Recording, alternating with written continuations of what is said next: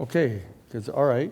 So here we are, Tuesday, the 23rd of April. The last time we were together on Thursday was the date of the release of the mildly redacted Mueller report.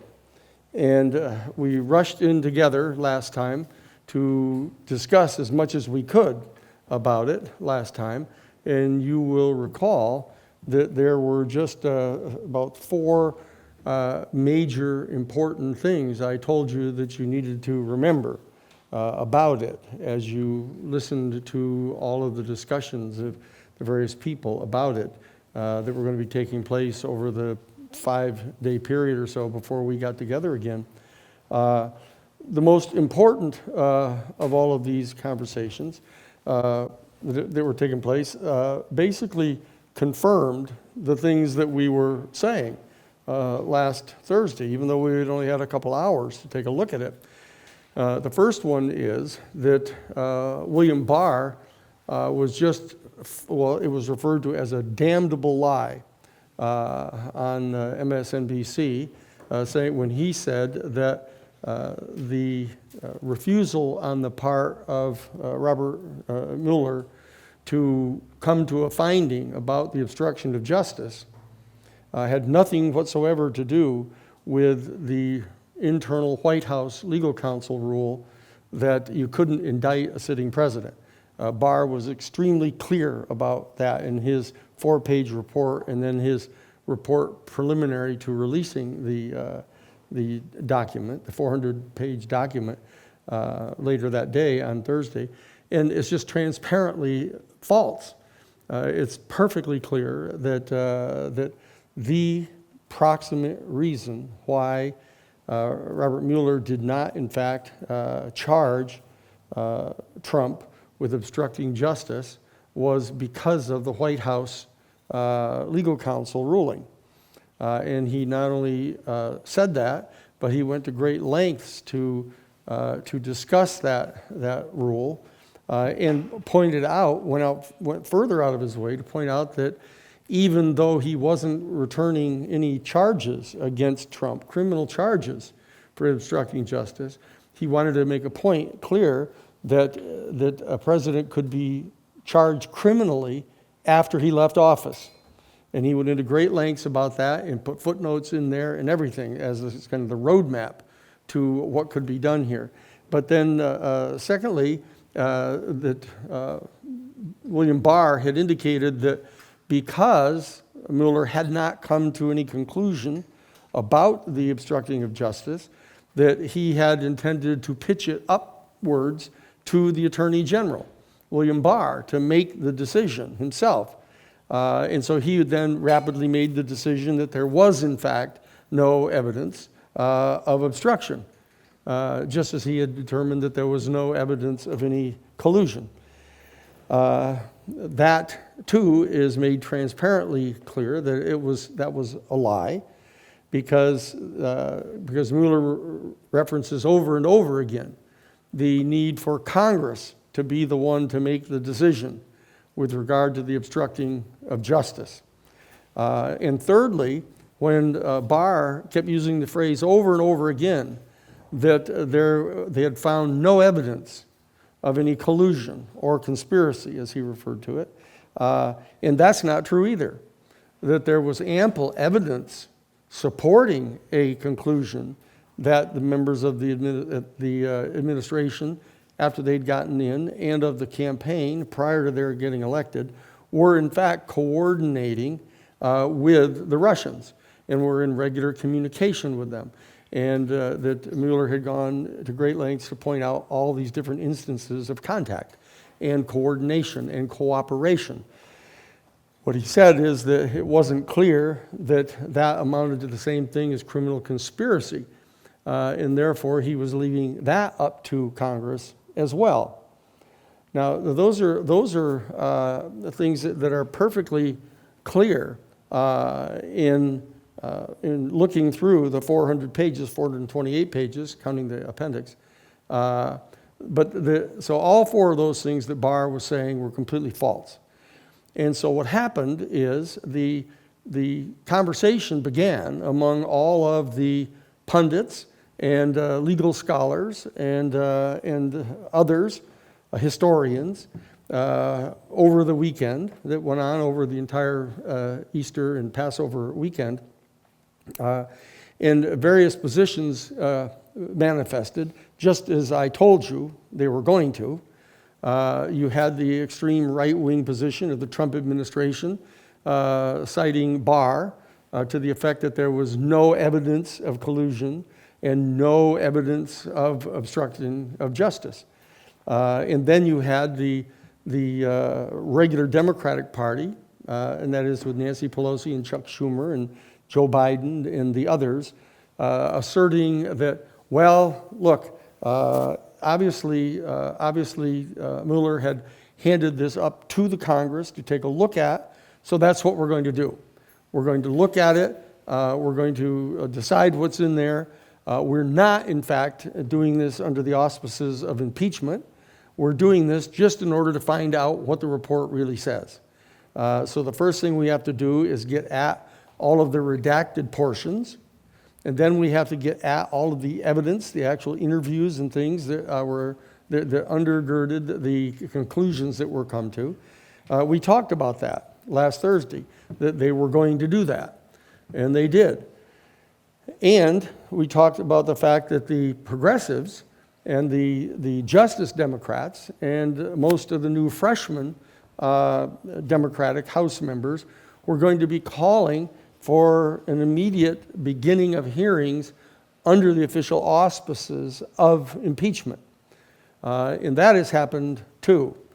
Now, one of the things that hasn't been given much attention, and I want to draw our attention to it here at the beginning of the discussion here on Tuesday, and that is that almost all of the pundits, and clearly the regular Democratic Party people, and even some portions of the progressive community have gotten conned into not talking about the collusion, that they're really still directing most of their attention to the issue of obstruction, and they've left the collusion alone. And I want to, before I get to our conclusion on this point, I want to point out that Lawrence Tribe, the author of To End a Presidency, when you're talking about outside sources, this is a very important book. This is Larry Tribe, the reigning top expert on American constitutional law in the world, the leading living constitutional law expert.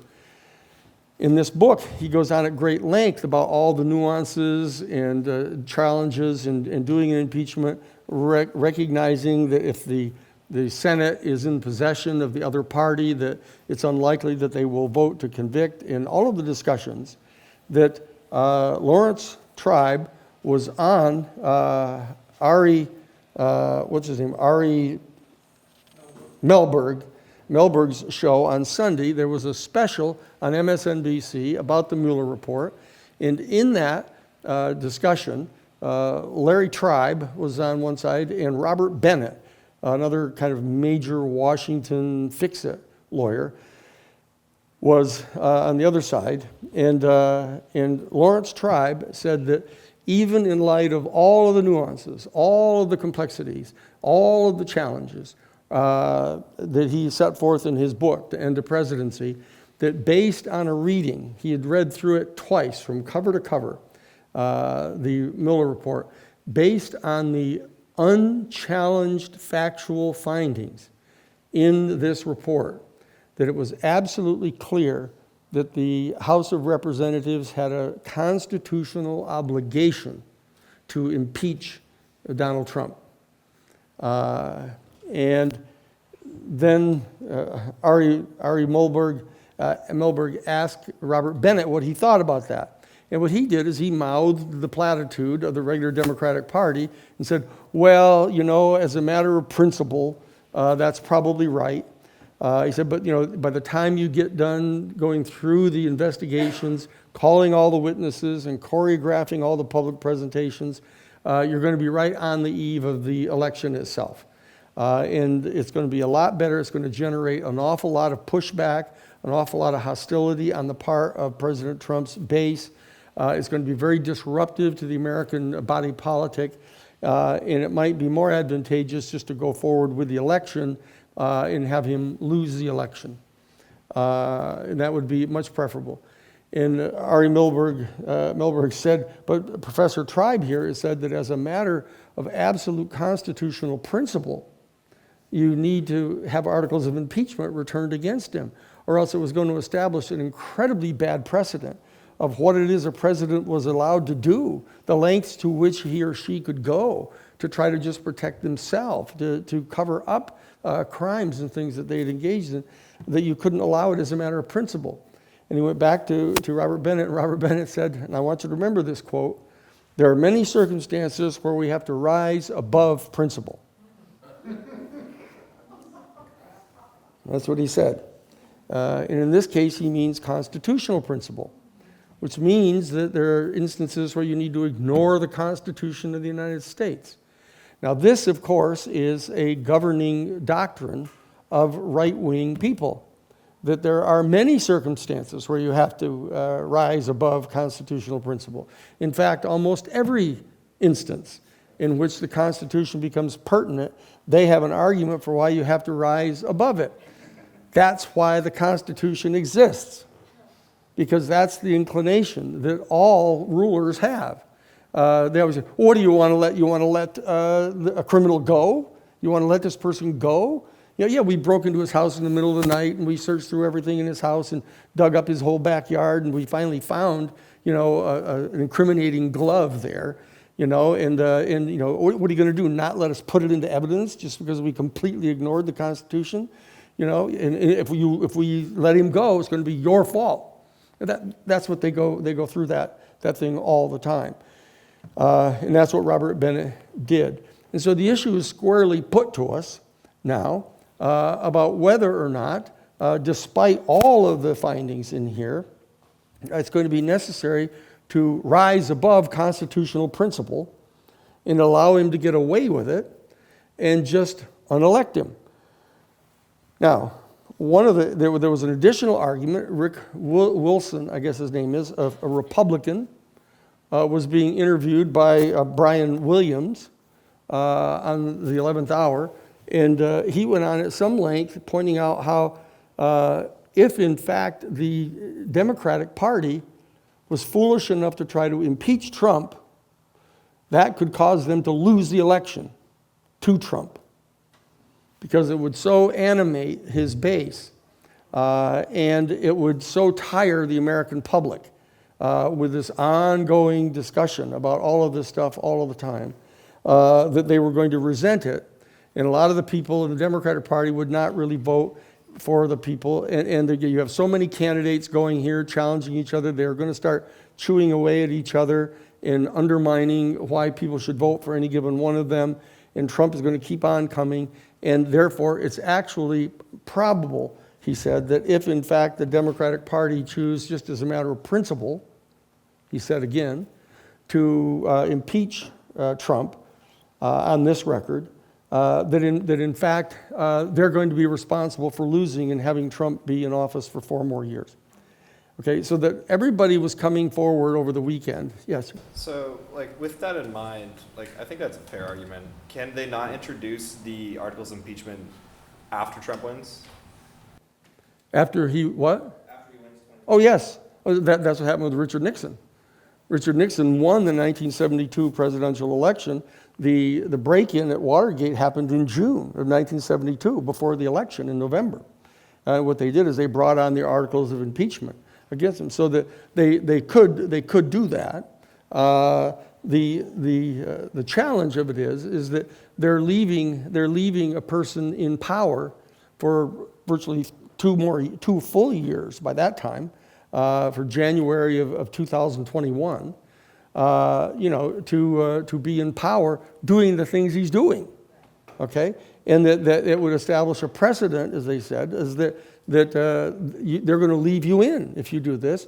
and they'll try to beat you in the election. And so what it means is that if you were in your second term, you could do anything you wanted to do, okay? And so that this is the kind of the way it's set. But now I want to make a very clear point, because I want our conversations about all of this to be different than just all the talking heads. You can watch all the news shows and absorb everything that they're saying and can recite it like parrots, if you want. But the idea here is to think more deeply about it and to think more carefully about it. And one of the major weaknesses in the impeachment effort, assuming it were going to be made by the Justice Democrats, is what people are saying is that the argument that's going to be being made on Trump's side, among others, there's going to be two basic arguments. One is that how can you possibly have an obstruction of justice charge when there's no crime? So even if you have this separate offense of obstructing an investigation, what if the investigation turns up no crime? And so you haven't really done any harm. You haven't really harmed anything if you just obstructed the thing. It's kind of a technical thing. Yeah, you didn't tell the truth to the FBI, but there wasn't any truth to really conceal. And so the fundamental question keeps repeating itself: what is the underlying crime? What is the underlying crime that was causing them to lie all the time? Why is it they were lying about their contacts with Russia? Why is it that they were lying always about the meetings with Putin and the meetings with the foreign secretary and the ambassador? Why is it that they were doing that? And now there are four basic theses or theories of this that I want to touch on, because we want to be discussing this in the context of the purpose of this course. The first one is, of course, that the fundamental thing to try to conceal was the fact that Trump and his people were meeting with the Russian intelligence agents, and they were feeding them detailed polling data, specifically about Michigan and Wisconsin and Pennsylvania. This place that kind of stunned the country, where these states that are typically Democratic presidential states, all of a sudden shocked everybody late into the night and went for Trump. And yet they found the exact information is that when Manafort was meeting with Krasniak and the other guys, when he met with the fellow at the cigar store, he was actually handing him polling data specifically about Michigan, Wisconsin, and Pennsylvania.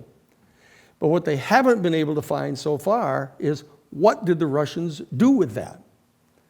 Did the Russians do anything specific with regard to Pennsylvania, Wisconsin, and Michigan that actually changed the outcome of the election? That's that type of thing that they're looking for. That's what they would consider to be the smoking gun. And what you'll notice is in the Mueller report, he said they never investigated that. They never tried to find out what, if anything, the Russians did with that particular information.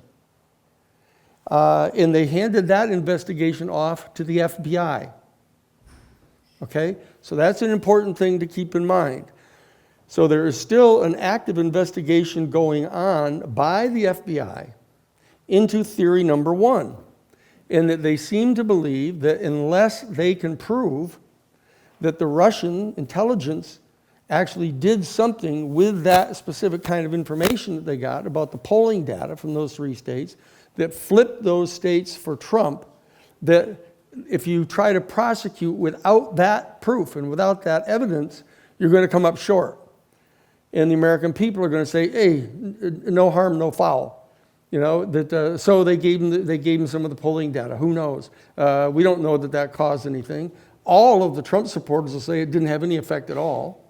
And unless you can prove that it did, you're left hanging in the wind.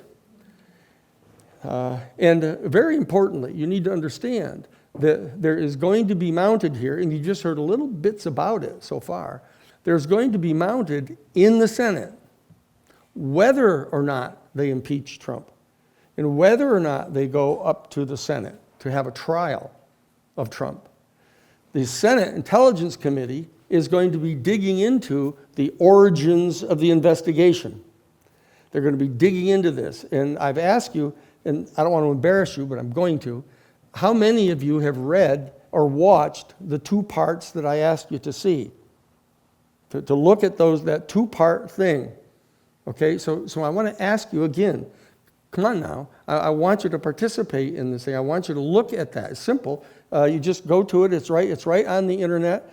You just look up the Epoch Times, EPOCH, the Epoch Times Spygate. That's all you have to do. Just put it in Google, and up it'll pop, and it'll be there. It's 3 parts now. They've supplemented it. And what they're doing is they're laying out in the United States Senate Intelligence Committee, no doubt whatsoever, is going to track that. And they're going to be asserting that the deep state, that's the national security state apparatus, CIA, NSA, DIA, that all of these different intelligence agencies had it out for Trump, including the FBI.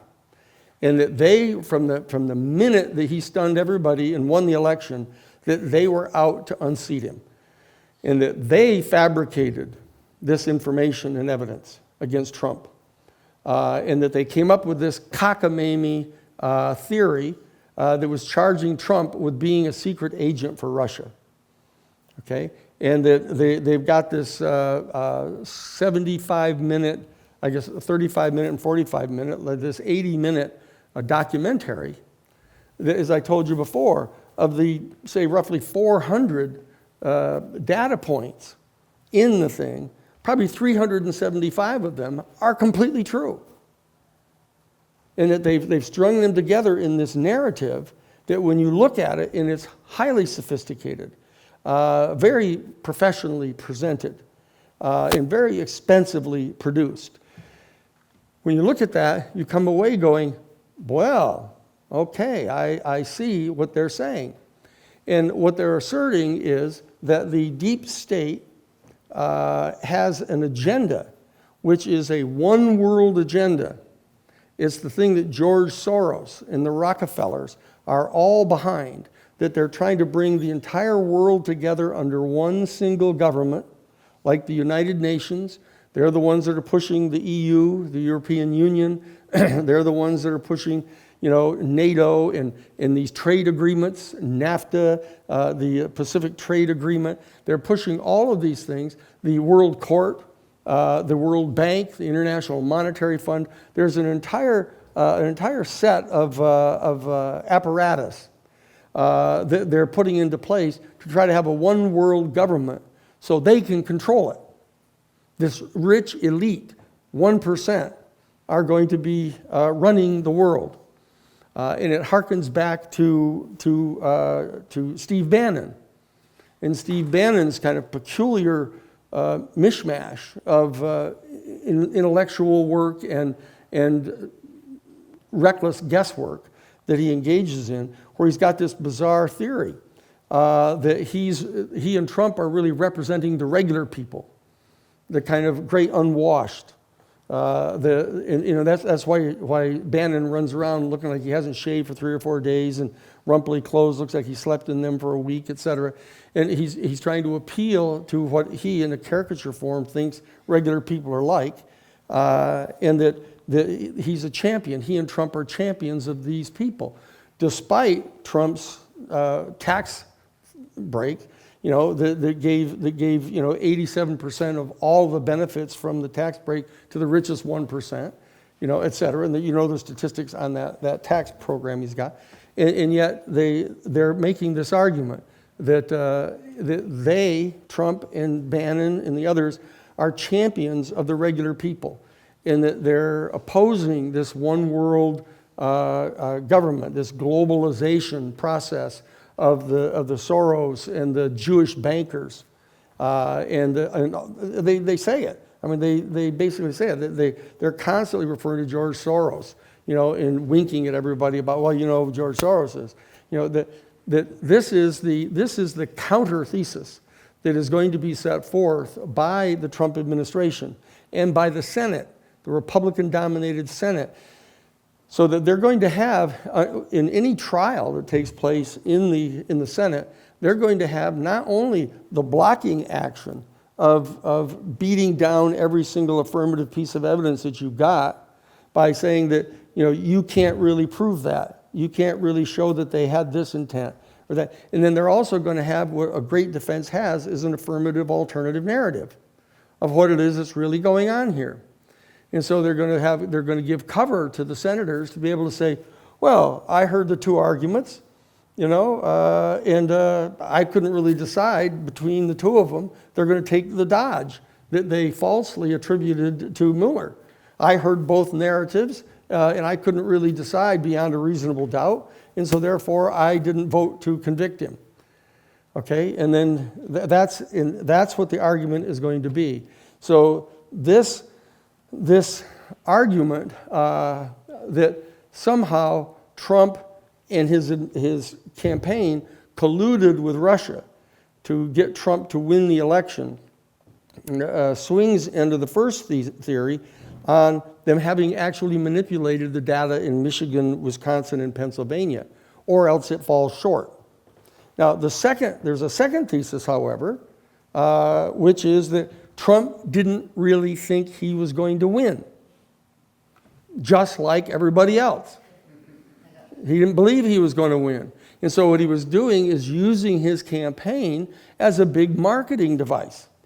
And what he was doing is he was earning goodwill with Russia by constantly saying things about how he was going to take the sanctions off Russia. He was going to be developing things with Russia. He was going to build the Trump Tower in Moscow. What he was doing is he was using the campaign and the nomination of the Republican Party to basically increase the value of the Trump brand.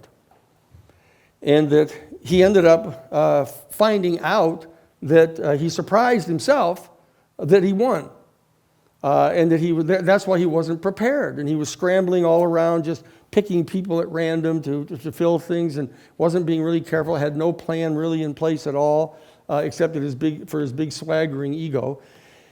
And that really explains it. And on the face of it, it has a lot of appeal, because people are all saying, well, I sure didn't think he was going to win, unless he's not only a troll, but that he's stupid. In addition to that, he probably thought he wasn't going to win. And so it has a certain facial appeal to it. And so that it's the argument that, always prefer being convicted of being a fool rather than being a knave, as they say. So rather than being a criminal that was basically, setting up as a traitor for the Russians, he was just inept, like he is in most everything. And therefore, even though he was a fool, even though he was inept, even though he was naive in the face of what Russia was doing, you can't really impeach him for it. Now, you may want to make an argument as to why should you want him to be president if he's that stupid, but that's a separate argument.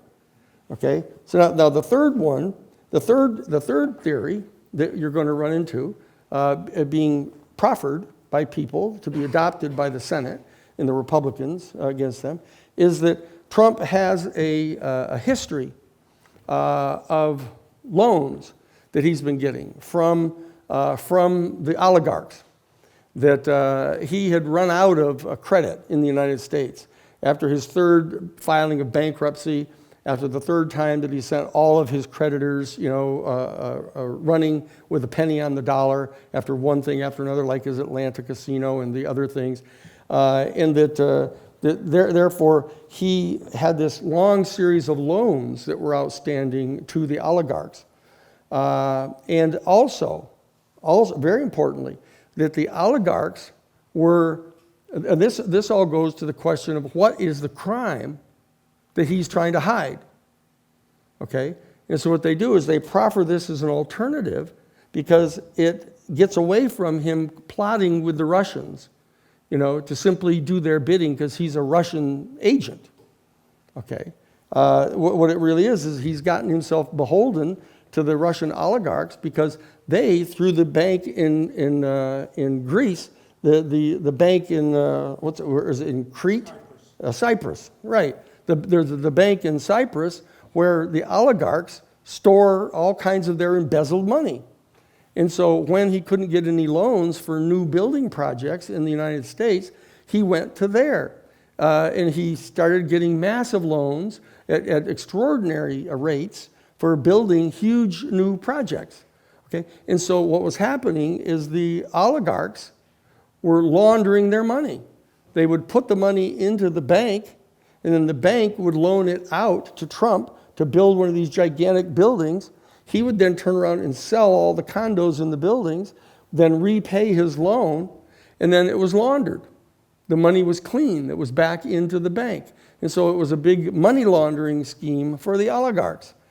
And there is additional evidence in support of that because he repeatedly would, for example, when he would build one of these condominium towers, say there are 100 condominiums in it, he would sell like 6 or 8 of these condominiums to a Russian oligarch.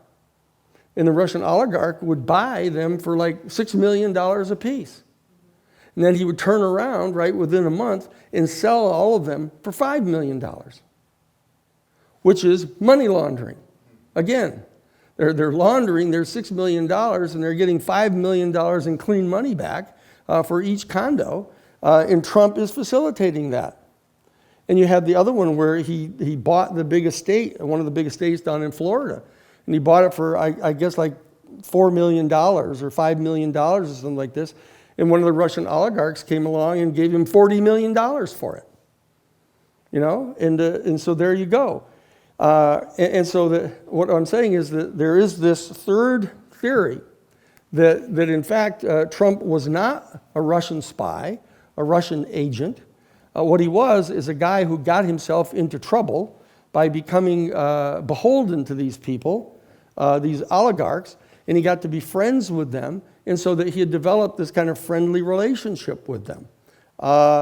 And that's the proximate reason why he was doing what he was doing, because he was friends with them. And then there's, of course, number 4, there's the P videos. The famous P videos, which turn out not to be as licentious as you first thought.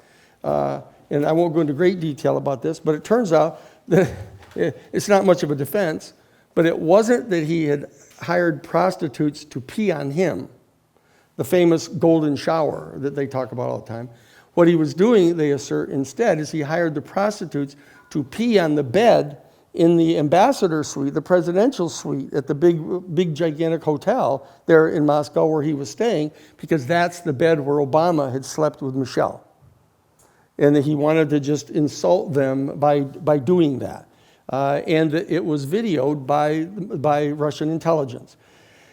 And so that in theory, they had that over him, that they could humiliate him, they could play that tape, and so therefore he felt like he was being blackmailed. Not only for that particular tape, but it turns out there's another one over in St. Petersburg that involved him with prostitutes. And that and this is one of those kind of cheap shots that can be appreciated by almost everybody because they could see how a person would be really humiliated and embarrassed by these kind of things. And so therefore it put him in this kind of condition where he was going to be doing favors for them to keep them from releasing this. Now, those four theories that have been bantered around or bandied around are all things, the 3 of them go to counter this charge of evil traitor that he was. It just indicates that he was beholden to them. He'd gotten into a relationship with them. You know, this is the scenario that they want to counter. And so that they know that if they're going to prosecute him, if the Democratic House Judiciary Committee is going to prosecute Trump for in an impeachment article in the Senate, they've got to have a single thesis. They can't say, well, he did this or he did that, or the reason he did it was this. You know, that isn't going to work.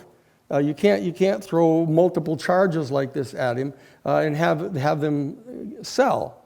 And so but what it is that it turns out that there's evidence that the special prosecutor has missed entirely, and that it's not in any one of the 428 pages, which is the real reason why he was acting the way he was toward Russia.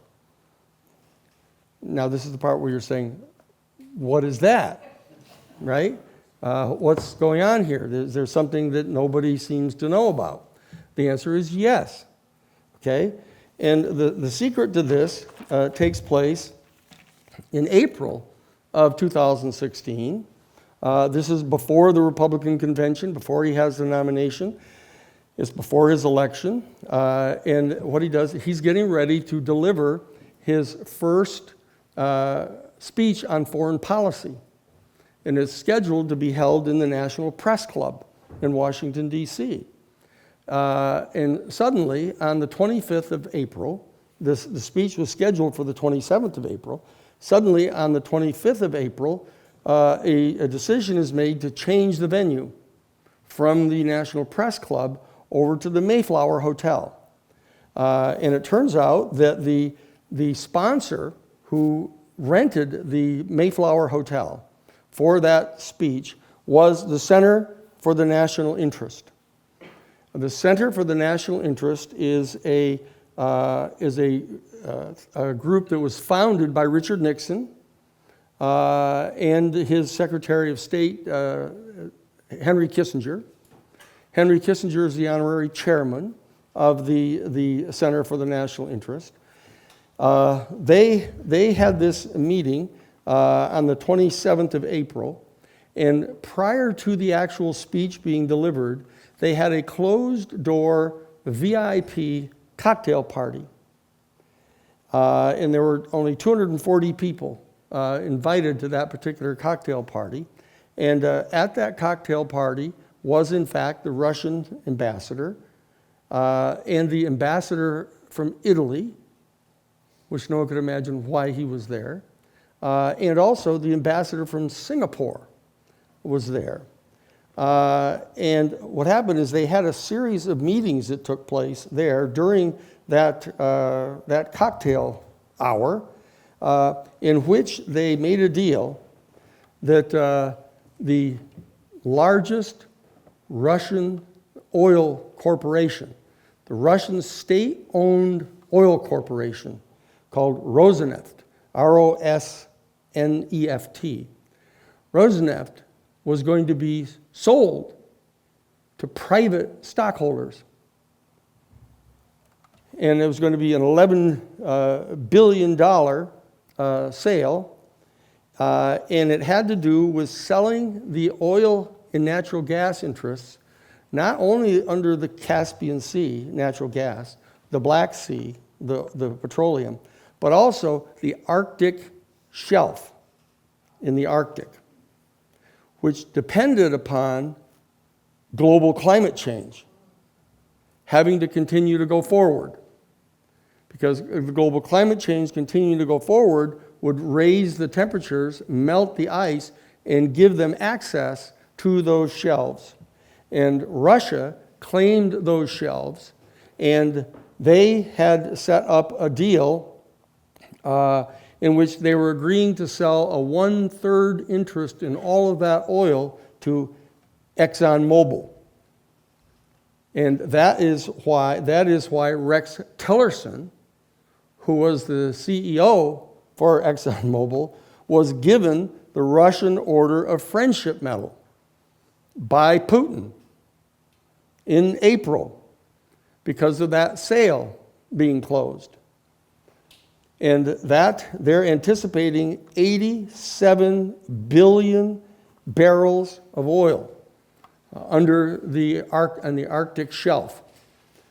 And it's going to end up generating some $500 billion in profit. And this information is being missed entirely by the special prosecutor. The special prosecutor in volume 1 on page 103 has this kind of innocent conversation about the Mayflower Hotel cocktail party. The only issue that he was looking into is whether or not the conversation that was had between Jeff Sessions and the Russian ambassador at that cocktail party really entailed a lot of substance or not.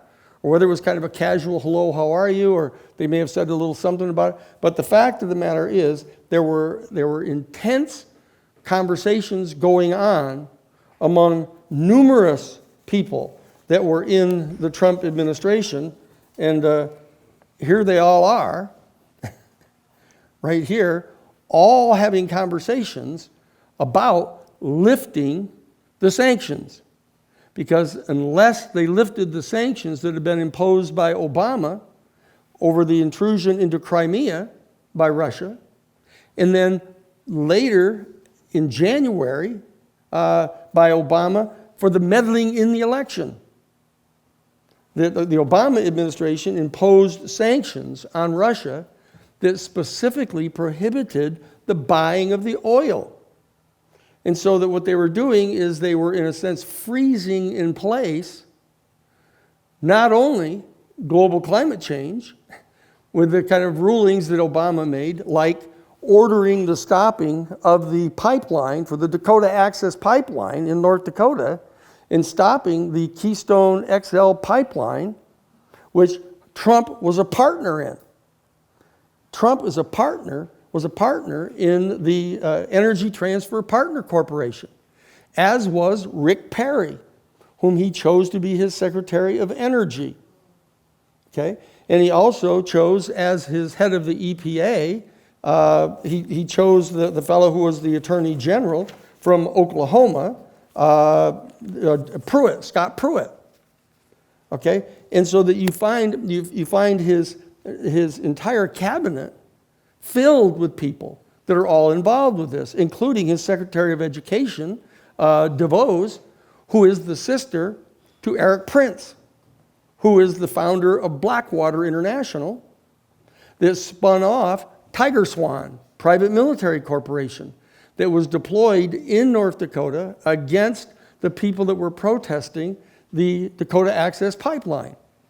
So what you see happening there all at one time is this decision that they're going to, the Trump administration is resolving that they're going to go pouring forward with this massive increase in the amount of oil that is being produced for sale in the world.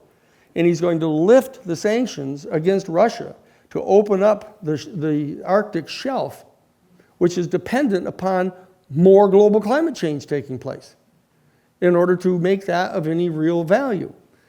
That's what's going on here, and that therefore these people are all involved, and they're going to be making billions and billions and billions of dollars of personal profit.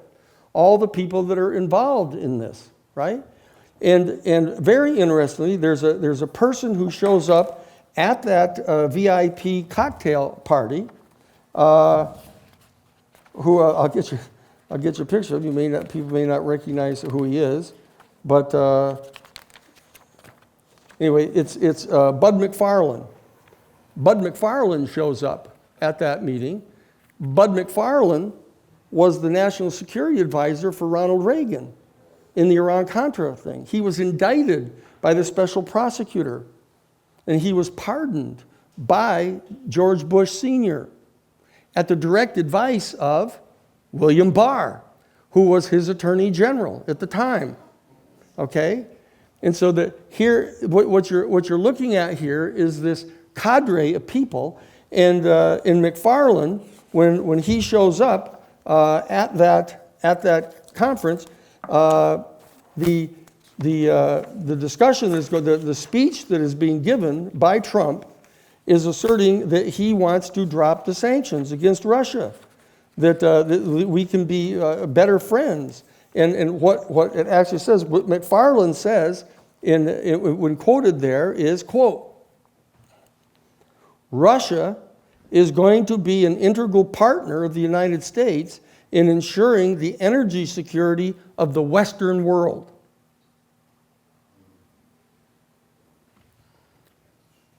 Okay? This tracks all the way back to George Bush Sr.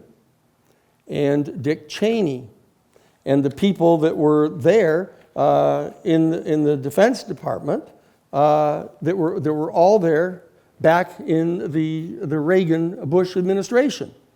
Okay? Because what happened, you remember what happened is As soon as Russia, under Gorbachev, I guess I better back it up because there's a whole lot of stuff that you're never going to hear about otherwise, unless you hear it here.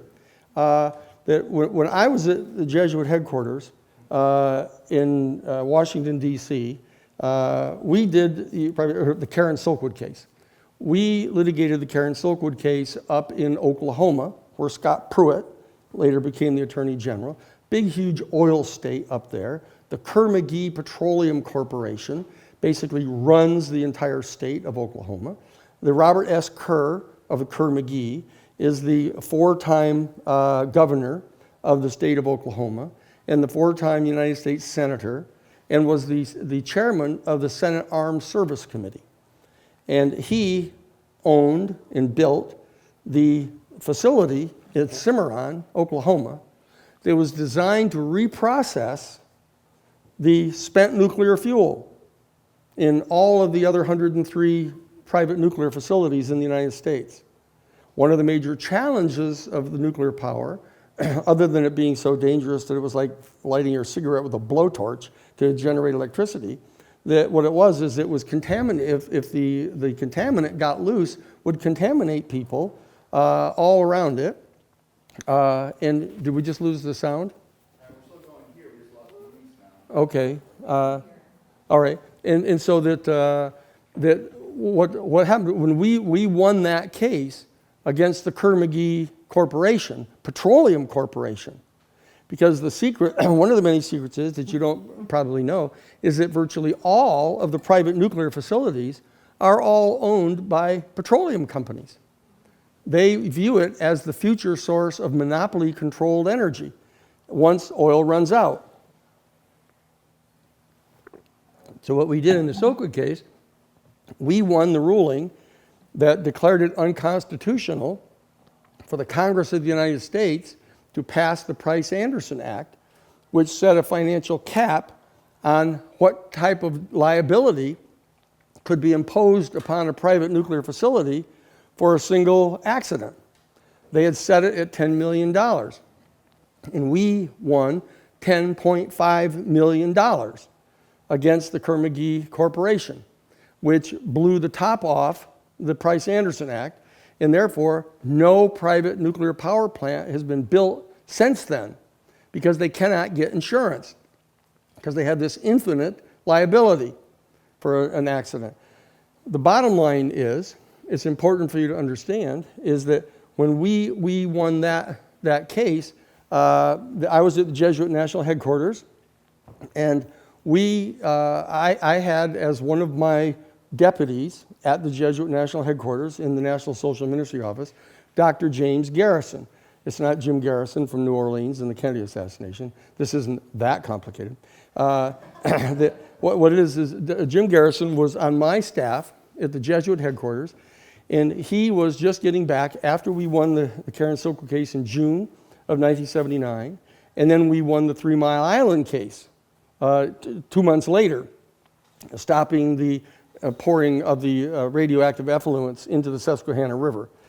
We won both of those cases back to back, and then we came back into Washington, D.C. He was getting set to go back to finish his PhD work at Cambridge University in England, and we're sitting out on the front yard of the National Catholic Cathedral the night before he has to leave for the airport, and he's saying, he says, I've been for this last year, I've been right at the center of everything. I've been working to stop nuclear weapons. We've been getting the National Catholic Conference of Bishops and all the other religious denominations to declare the possession of nuclear weapons to be a mortal sin because they're in violation of the just war theory. They're clearly designed to destroy civilian population. We've gotten those rulings by the churches and synagogues, the Union of American Hebrew Congregations, and we've been now instrumental in shutting down the private nuclear power plants. And now I'm going back just to work on a PhD. He said, what should I be doing when I get done with that? And I said, nuclear weapons. We have to get rid of the nuclear weapons. And I said, what we'll do is we'll initiate a process here stateside where the Jesuit headquarters will organize with the other 54 major religious denominations to get the United States government to unilaterally cut back on 10% of all of our warheads. But in response to that, we have to have the Soviet Union respond to that. Because if they don't, then we're just going to be sitting there and we won't be able to continue the process anymore. So Jimmy Garrison said, okay, I'll do that part. And so what he did is we drove him to the airport the next morning. He leaves and goes back to England. It's a long, involved story, but he goes to the, he was born a Baptist. He was born in China, actually. His mother and father were missionaries, Baptist missionaries in China. He was born in China, raised in China for his first 16 years, talked Mandarin as his basic native language. But he had come back to the United States when he was 16 and graduated from high school, went to Santa Clara University, and was at Harvard Divinity School where I met him when I was doing my master's work there. We did our master's work together. Bottom line is, he goes back to Cambridge, and he had converted to become a Catholic because he saw that the Jesuits were sort of at the cutting edge of a lot of these major international negotiations and things that were going on. And so he became a Catholic. His father and mother didn't talk to him for like 4 more years, but he did anyway. He goes to the Catholic chaplain, and he said, "Look, my name is Jim Garrison. I'm the best friend of Dan Sheehan. He's the legal counsel for the Jesuit National Headquarters, National Office of Social Ministry. Here's what we're going to do. We're going to try to cut back 10% of the nuclear warheads. I've got to get Russia to do it. Who do you know that can help me?" Well, the chaplain figured that was well above his pay grade. Didn't quite know what to say about it. And then it dawned on him, this is a lesson for you guys, is that if you don't ask, you'll never find out. And so Jim did ask, and the guy said, well, I don't have any idea what to do. He said, well, on second thought, wait a second. There's a guy here who's in residence at Cambridge, and he's writing a book about nuclear war, nuclear weapons. His name is Fritjof Capra. And Fritjof Capra was writing a book about nuclear weapons and the need to get rid of nuclear weapons. I know him. I'll introduce you to him. So he goes and meets Fritjof Capra and tells him the same thing and asks him if he can do anything to help him. And Fritjof Capra says, well, I can introduce you to the lady who gave me a grant to write this book. Mrs. Rose Cruz, her name was. Mrs. Rose Cruz, who is the wife of a brigadier general in the British Royal Army. She is the one who gave me the grant. So Jim goes to see her, tells her what it is he wants to do. She agrees that she'll give him a grant for 2 years to go to Russia to try to figure out what he can do to try to get them to cut back in response to our unilateral cutback of 10% of our nuclear warheads, right? So he then decides, he gets his thesis done, he gets it published, and then he decides he's going to do some research before he goes over to Russia. And he starts doing research about Russia. And he says, wait a second, Russia isn't getting ready to invade Europe or the rest of the world and take over the world. Their ass is getting ready to fall off. He said, that they're on the brink of collapse. He said, that this is a total mythology about this. So he writes a book called The Myth of the Soviet Threat and gets it published. And then Mrs. Rose Cruz said, look, I'm going to introduce you to all of my husband, late husband, the brigadier, was a member of the Royal Academy of Science. And his best friend is the president of the Royal Academy of Science. He'll introduce you to all the members of the Royal Academy of Science, and you can get a letter of introduction from each of them to their respective counterpart in the Soviet Academy of Science in Russia or in the Soviet Union. And then you can go and do this. Now, this is a little lengthy story, but this is because you're never going to find out about this if you don't hear it here. The bottom line is he gets the grant from Mrs. Rose Cruz. He puts his little book under his arm of The Myth of the Soviet Threat, and in the letters of introduction to all of the members of the Royal Russian Academy of Science, the Soviet Academy of Science, and he goes over to Russia. He lands, and he's standing there in the middle of Red Square, actually, looking all around wondering how he's going to start to do this, but this is how you do it. You can't do anything unless you think you can. And that's what he did. So he started going around. So he started going around to the respective members of the Soviet Academy of Science and showing them the letter of introduction from their counterpart in the Royal Academy of Science in England, telling him who he was and what he wanted to do. And they would go, oh, I don't know. I can't help you. I don't know anything. So he goes to 4 or 5 of these people, and he's getting no results. finally he goes to one of them, and the guy says, look, I can't really help you, but one of my good friends is the medical doctor for Brezhnev. And Brezhnev was the party chairman and the president at that time. And he's got heart trouble, and he's dying slowly. And so his doctor sees him every day. And so the fellow from the Soviet Academy of Science introduces Jim Garrison to the doctor of Brezhnev, and he tells him what he wants to do, and the doctor goes to Brezhnev and tells him. And so Brezhnev actually authorizes Jim Garrison and his medical doctor to prepare a 3-hour documentary film about what would happen in Russia if the United States multi-warheaded nuclear weapon were to land dead center in the geographic center of the Soviet Union and contaminate the rivers and destroy the land for 1 million years or whatever. And so they do that. And then Brezhnev dies. And Andropov comes in. And so Jimmy is in the process of trying to figure out how to get a meeting with Andropov to try to continue this process. And he goes to see Shevardnadze. And he's talking to Shevardnadze, and Shevardnadze says to him, no. You don't, it isn't Andropov. Andropov will be gone very soon. He says, he's not healthy either. Who you want to talk to is Gorbachev. Gorbachev is the Secretary of Agriculture, but he is also the protege of Andropov in the KGB. And he is going to be the next president. So he is who you should meet, and I will set up that meeting for you. Okay?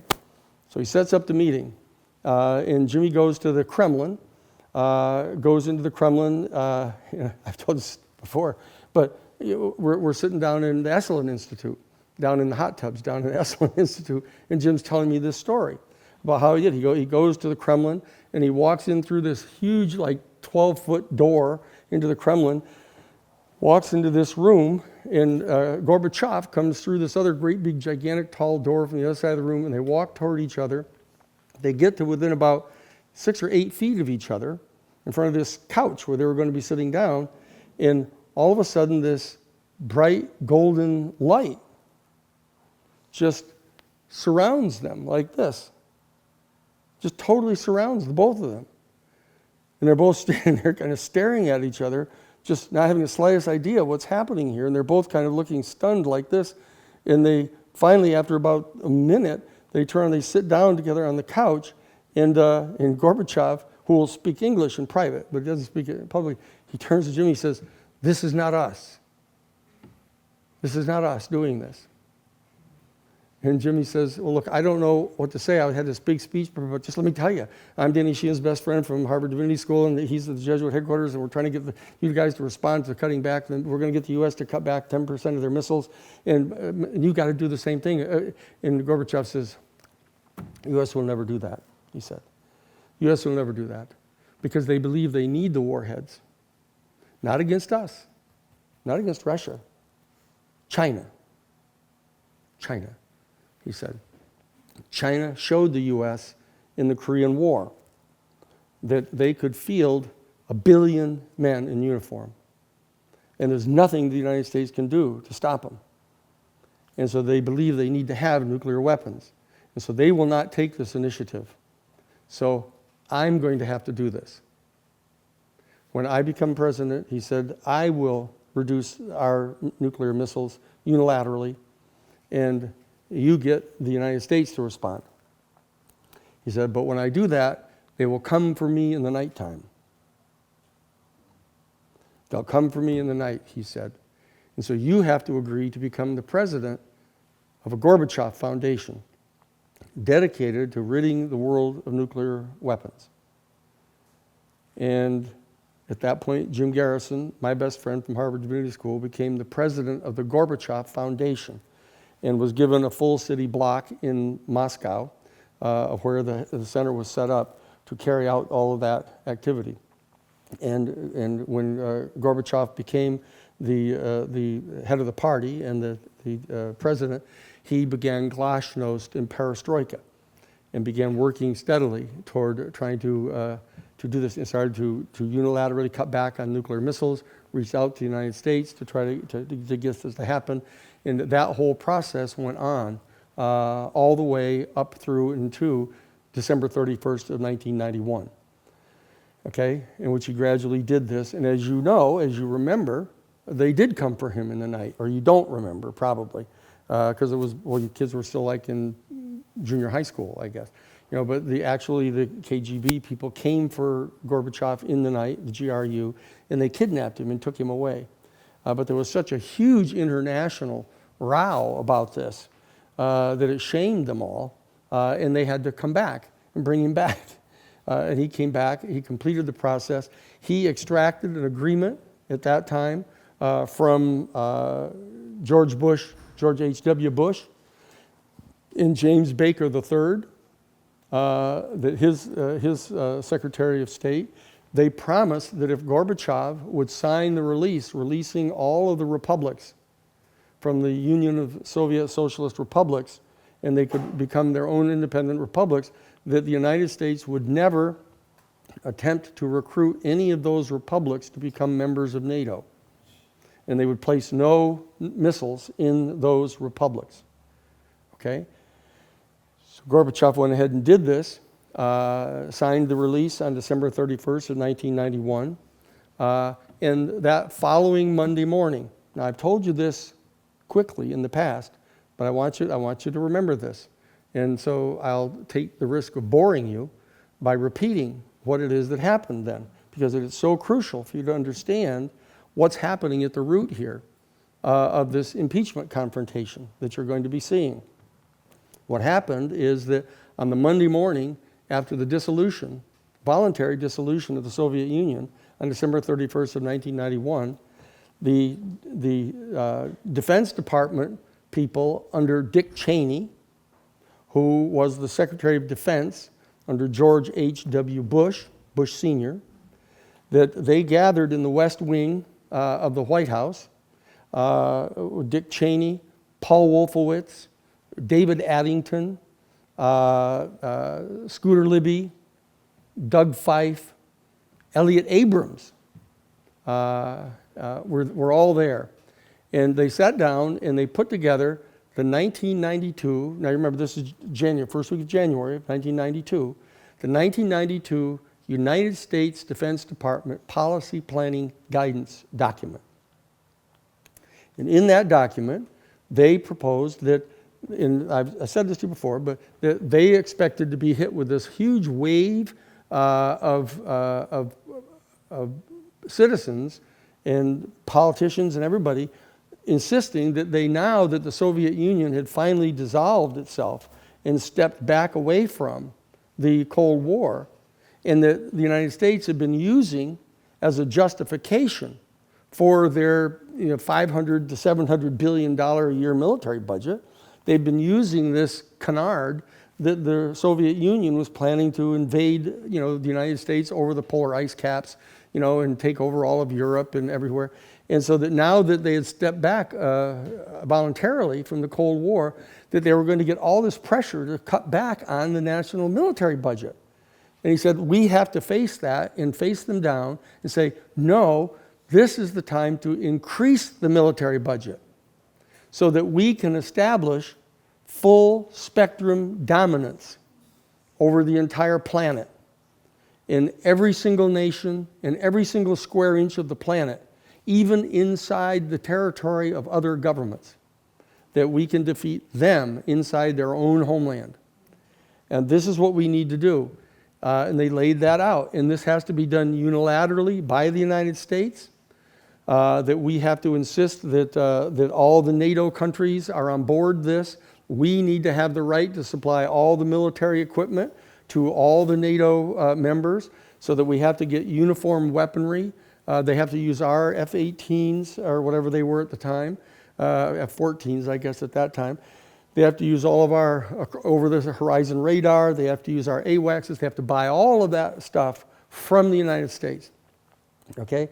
And we are going to establish full spectrum dominance over the planet. Now, they put that forward, and in April of 1992, they circulated this first draft of the 1992 United States Defense Department Policy Planning Guidance document to a select number of members of the cabinet and to a select few general officers in the Pentagon. Someone leaked a copy of it to the Washington Post.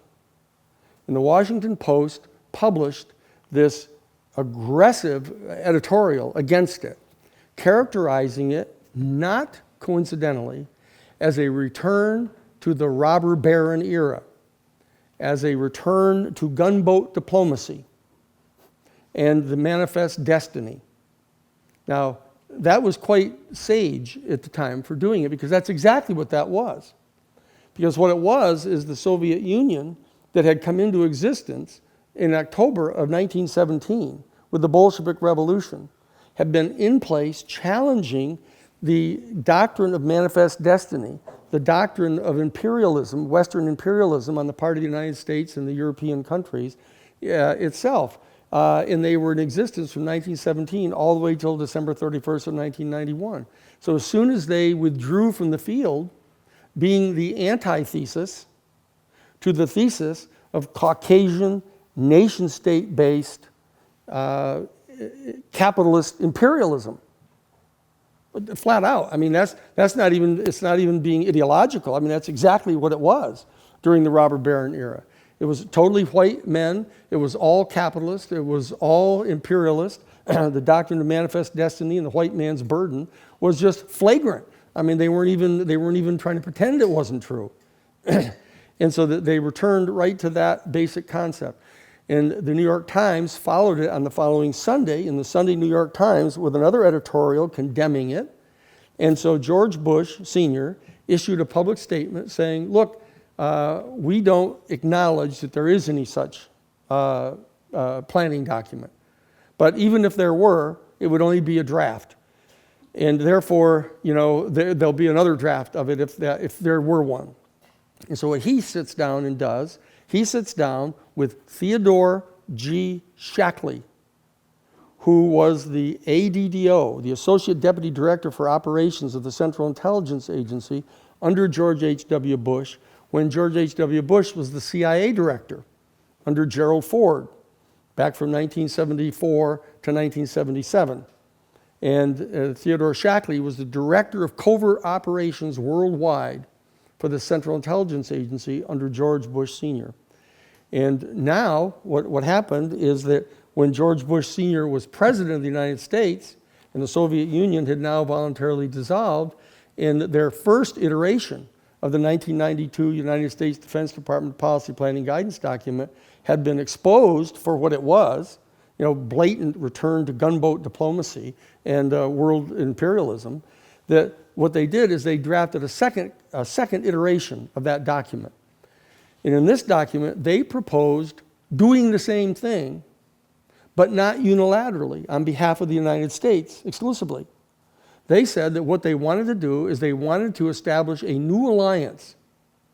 They wanted to establish a new alliance, and in this alliance was going to be the United States, Canada, Mexico, not the Mexican indigenous people, but the PRI, which is the Spanish Castilian, the Castilian Spanish political party in Mexico, and the UK, and France, and Italy, and the new reunified Germany.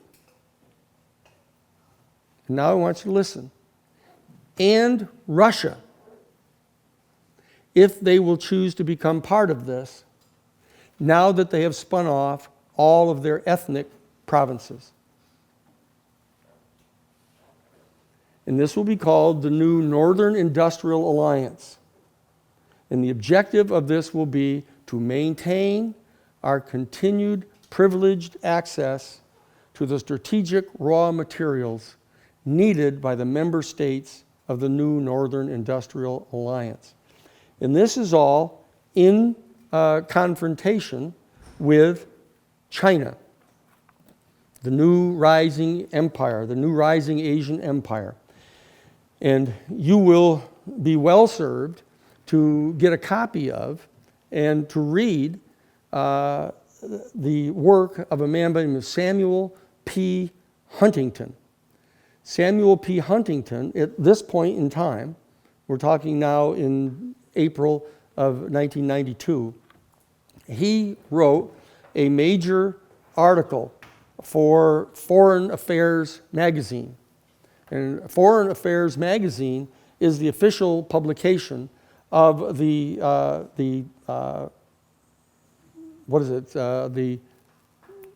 come on, I can pretend this is a test, like I'm really testing you, but I don't. The Council on Foreign Relations, okay? It's the publication of the Council on Foreign Relations. And he is the president of the American Academy of Political Science. And he is the chief professor of international relations at Harvard University. And he writes this major article called The Clash of Civilizations and the Remaking of World Order. He follows up with a major book of the same title, expanding on that article. And in this article, he states that, look, China is going to be rising to power in the first half of the 21st century. And they're going to be reaching out and taking under their auspices all of Asia, including Japan and Korea and Vietnam and Cambodia and Laos. They're going to rise up into the ascendancy and assert control and dominion over all of Asia. And if we're going to be able to maintain our place of superiority on the planet, we're going to have to respond by overcoming all of this multi-ethnic kind of activity that we're engaged in right now. We're having all kinds of foreign people come into the country. We're having all kinds of racial groups come into the country. We're going to have to return to a Christian culture, and preferably Catholic, he said, because that's the root religion of Western civilization, and that we need to get rid of all of this multi-ethnic activity and return to this. And I want you to read the book. I want you to read the book. It's The Clash of Civilizations and the Remaking of World Order by Samuel P. Huntington. You will find it hard to believe that a person of that stature, having that amount of influence, was saying the things that he was saying. But it is completely consistent with the second iteration of the 1992 United States Defense Department Policy Planning Guidance document. And that the entire objective is to get access to the oil in Russia and North America, including the Arctic shelf, and have that as the major source of energy for the Western civilization to be able to confront the rise of the Asian empire. And so that's what happened. And what happened is prior to the actual official dissolution of the Soviet Union on December 31st of 1991, what happened earlier in 1991 was in June of 1990, as soon as President George Bush Sr., George Herbert Walker Sr., that when he got word through the Central Intelligence Agency and other places that the Soviet Union was contemplating dissolving, that is Gorbachev, what he did, and I've told you this before, and it's extraordinarily important. What happened is that when that information came to him, he, George Bush Sr., wrote a handwritten memorandum to Saddam Hussein. In it, he said, I know that you are having trouble with Kuwait on your southern border, and you believe that they are slant drilling under your southern boundary of Iraq and stealing Iraqi oil. And I would very much like you to resolve that problem peacefully. But if you find that you cannot do so, I would like to let you know personally that I personally would not view that as contrary to the long-term best interest of the United States. And so, not surprisingly, Saddam Hussein, upon having been hand-delivered that memo from April Gillespie, who was the United States ambassador to Iraq at that time under the Bush administration, he read the note and immediately deployed 10,000 Iraqi military people to the southern border of Iraq, on the northern border of Kuwait.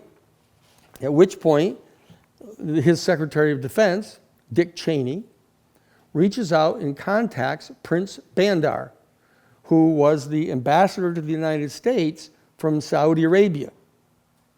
And he brings Prince Bandar to the West Wing, and he invites him in. And Dick Cheney and his staff, that's Scooter Libby and Doug Fife and Wolfowitz and the others, show to Prince Bandar a real-time NSA satellite photographs of the assemblage of military people from Iraq on their southern border, on the northern border of Kuwait, and says, you see, we have direct aerial surveillance intelligence showing that, that Saddam Hussein from Iraq is getting ready to invade Kuwait.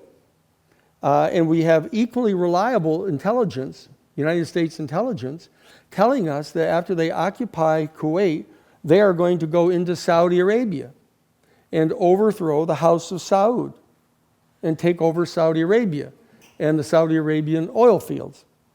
And so that what we want to do is, if in fact you come to believe that this is true, and you can convince King Faoud and Crown Prince Abdullah that this is getting ready to happen, we would like to invoke the secret 1972, August of 1972, secret treaty that was entered into by Richard Nixon and Henry Kissinger on their way back from their secret trip to China, when they were in the SR-71, the Blackbird stealth aircraft, and they on the way back from China, they landed in Saudi Arabia and went at that time and met with King Faisal. They met with Faisal and they entered into an agreement, a secret agreement, that would allow the West, the 7 sister oil corporations, the 7 sisters they call them, that are Aramco, the Arab American Oil Corporation, with British Petroleum and Standard Oil of New Jersey and Standard Oil of California and Royal Dutch Shell and Exxon, or Esso at that time, that they would get a renewed lease for 60 more years, an exclusive lease on all of the oil wells in Saudi Arabia. And they would agree to allow Saudi Arabia to increase the amount of money they get, the royal family gets, for every gallon of gas sold from their oil fields. Instead of getting 42 cents a gallon, they would get $1.42 a gallon. And they had to agree, pursuant to this secret agreement in August of 1972, that they would use that extra $1 a gallon at the pump to purchase military equipment only from the United States military manufacturers, specifically the AWACS airborne radar, the over-the-horizon radar that they have, ground radar, weapons, etc., that they would buy them only from the United States using that extra $1.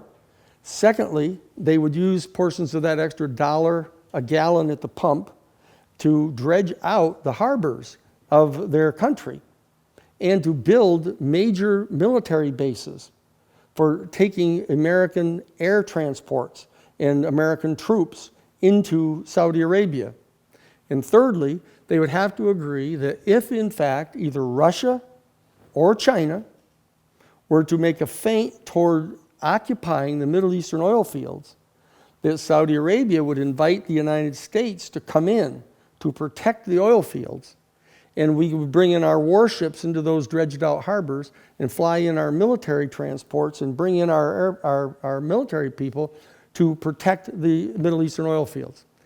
And so what they were saying was that what Dick Cheney was saying to Prince Bandar now in June of 1990, he was saying, look, we believe that Saddam Hussein is getting ready to not only invade Kuwait, but he's going to come into Saudi Arabia and overthrow you guys, that we would like to have you, if it turns out to be true, if you see that he invades Kuwait like we say he's going to, then you should believe us that he's going to come into Saudi Arabia like we're telling you. And we would like to invoke the 1972 treaty and have Saudi Arabia invite us in for our warships and our military troops to come in to protect the oil fields against Saddam Hussein. Okay? And so that then Prince Bandar goes back to Saudi Arabia, tells King Farouk and Crown Prince Abdullah about this, and sure enough, that Saddam Hussein invades Kuwait and occupies it. And so right away, Dick Cheney flies to Saudi Arabia and meets with King Farouk and Crown Prince Abdullah and invokes the 1972 treaty and says, I'd like to have you invite us to come in. Okay, he's there at the castle, and then he leaves to let them think about it. And I told you before that Turki bin Faisal, who is the son of King Faisal, who had entered into the 1972 agreement, who then got assassinated while Faisal was still a kid, and so he couldn't become king. And so Faisal's older brother, Farouk, younger brother, became the king. So that Turki bin Faisal, who is now the chief of security for the entire House of Saud, comes into King Farouk and Crown Prince Abdullah, and he says, no, I know what's going on here. I know that Cheney is here trying to invoke that old 1972 treaty. I don't want you to do that as the chief of security. I have an alternative. There's another way that we can protect ourselves against Saddam Hussein.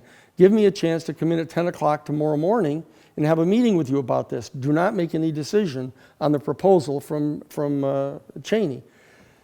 The next morning, in comes Turki bin Faisal, the chief of security for the House of Saud, and he brings with him Mohammed Baroum, who is the heir to the wealthiest family in all of Saudi Arabia, that in fact not only have income from the oil, but also made money dredging out the harbors and building military bases because they own all of the concrete and steel mills and stuff in Saudi Arabia.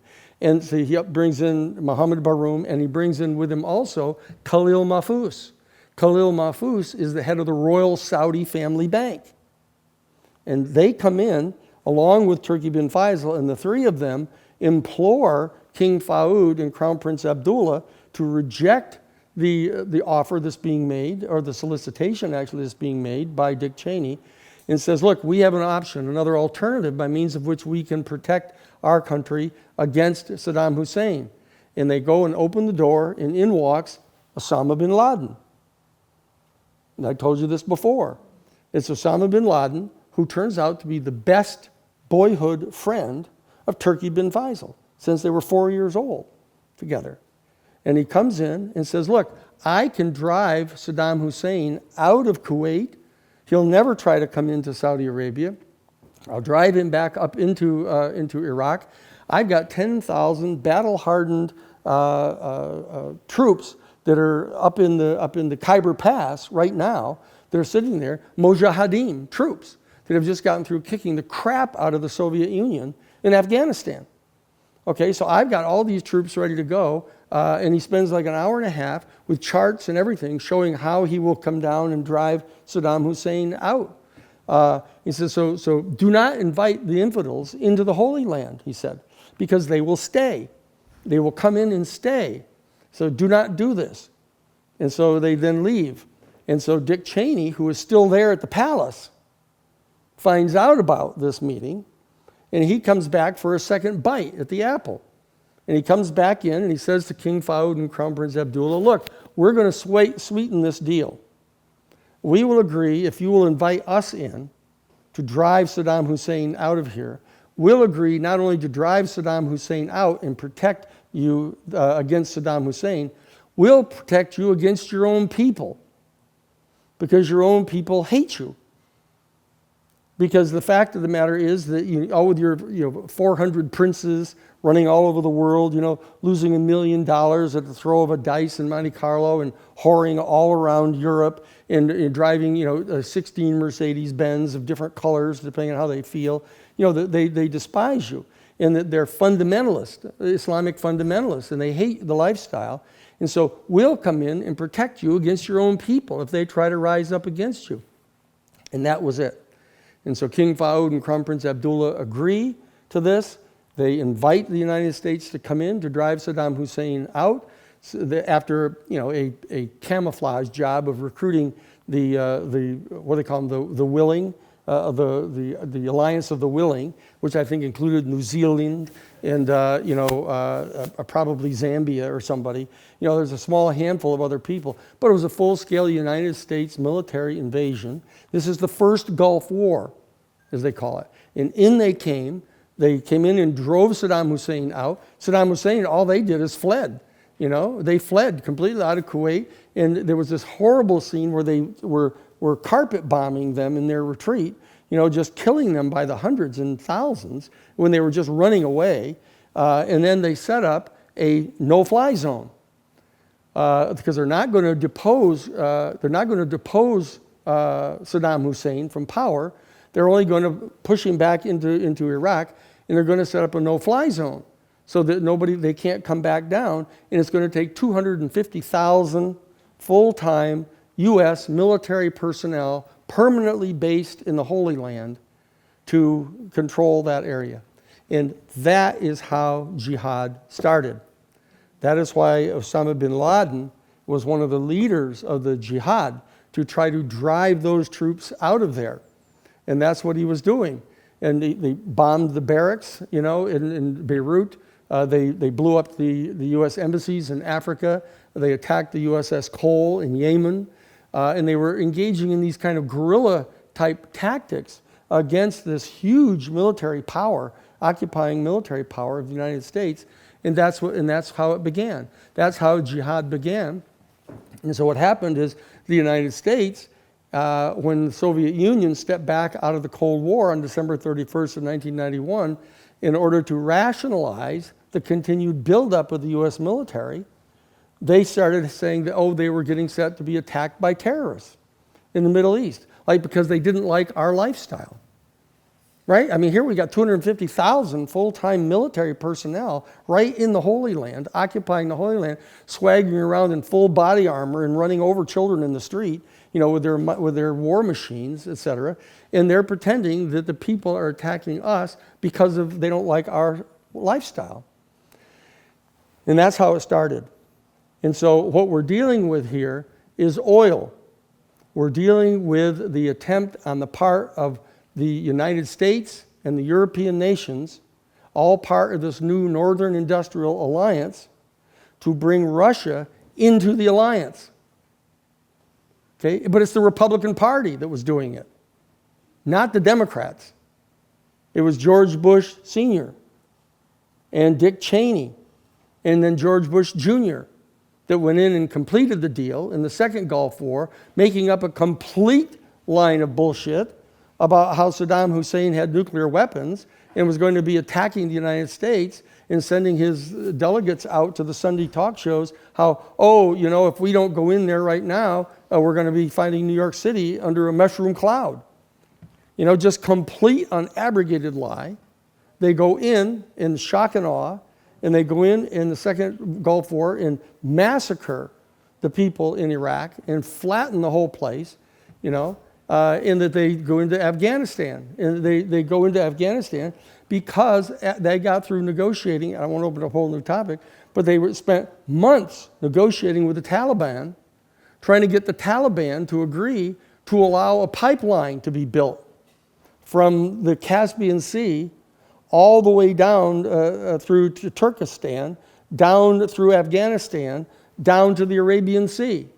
So they could pump out the oil from under the Black Sea and the natural gas from under the Caspian Sea, and the oil, these 84 or 87 billion barrels of oil from the Arctic shelf.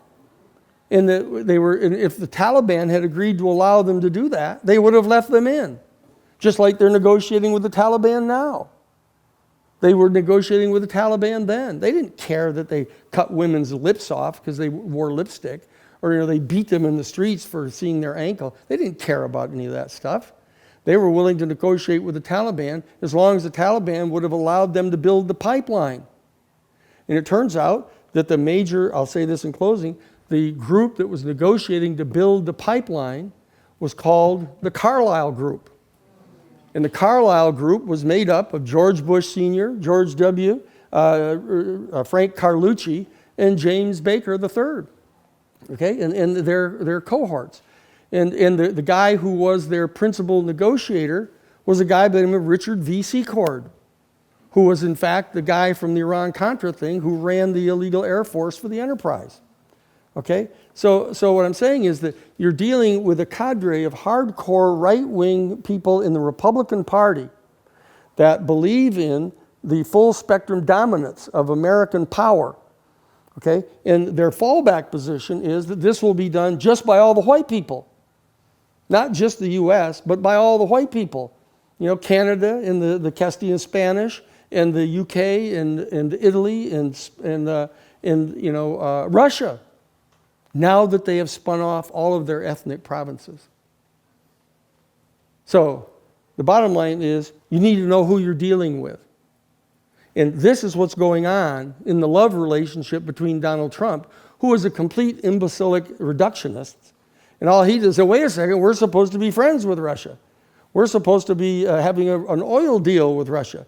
So why shouldn't I have the Exxon CEO be the Secretary of State? And why shouldn't I have a full oil cabinet? You know, and why shouldn't I have a national security advisory team that's filled with people that are all got connections to Russia? You know, I mean, every single one of them. There's the chart. You know, here's the chart of all the different people that were his contacts. There they are. All of them with direct contacts to Russia. So he's saying to himself, what are you doing to me? I'm only doing what you guys wanted to do. You know, just like I banned all Muslims, and just like I figure out we don't give any money to these shithole countries in Africa, you know, why should I continue to pretend that I'm not a blatant racist? You know, what's the problem here? Oh, that's Trump. You know, and here are all the other Republicans going, oh, gee, you know, I mean, this guy isn't getting the message here. You know, you're supposed to use dog whistles. You know, you're not supposed to be just braying, you know, like a horse in heat. You know, that's what he's doing. So what I'm saying is you need to know who we're dealing with here. You need to know what the secret is that's out behind the crime that they were engaged in, because Trump himself doesn't view it as a crime. He views it as carrying out the project, that whole project that they were involved in, the North Alliance. That's right, the Northern Industrial Alliance. That's what he sees it as. So he's befuddled by why they're treating him like this. I mean, other than the fact that he's a boar in a horse's ass, which he doesn't get anyway. But so that they aren't going to impeach him for just being a horse's ass. So what they have to do is they have to try to figure out some narrative here that doesn't reveal this. They've got to figure out, the Democrats have to figure out some narrative to charge him with that doesn't reveal this. And that's going to be the challenge. That's going to be the challenge. Because the progressive Democrats aren't even in on the secret. And they think they're going to impeach him just because he's such a horse's ass. You know? And that apparently is not an impeachable offense. Okay? So that's where we are. I wanted to be able to tell you now that we've dug in a little deeper and figured out what's going on here. We'll come together again on Thursday. And I want to pick up on some more of the deep background information about why it is that this is what happens in these impeachments. Just like they never revealed in the Iran-Contra scandal what the real scandal was. They all kept saying, boy, this is really complicated. We can't figure out what's going on here. You know, so, you know, Lawrence Walsh, the special prosecutor, he's indicted the first 6 people. And, George Bush Sr. pardoned all of them at the direct advice of William Barr. So they wouldn't testify against Bush. Wouldn't testify against Bush for what? Same way with the Watergate burglary. You know, still to this day, what were they doing in the Watergate hotel? Why were they in there? Well, let's not talk about that. Let's just talk about the fact that he obstructed justice. When they were trying to investigate what happened in Watergate, they caught him asking the CIA to go in and get the FBI to shut down the investigation, and they impeached him for that, they say. Okay. None of that's true. None of that's true. So what we want to talk about on Thursday is what is true. You know, what were the secrets behind Watergate? What were the secrets behind Iran-Contra? So that you'll see that's a parallel of what the secret is here that's going on that neither one of the major political parties want to talk about. And yet the kind of unwashed masses and the intelligentsia in the community are all up in arms trying to get these people impeached. And that they don't quite know whether to do it or not.